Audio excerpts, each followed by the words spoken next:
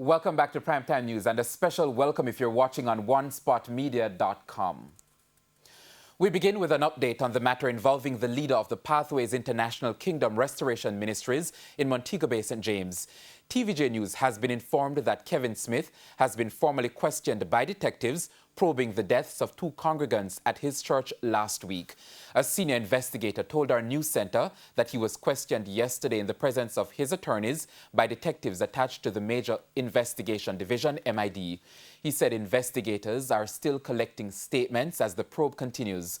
Pastor Smith was taken into custody last Sunday after the police stormed the church based in Albion Meadows following reports that congregants were being killed as part of a religious ritual. 39-year-old office worker Tanika Gardner and an unidentified man were found in the church with their throats slashed.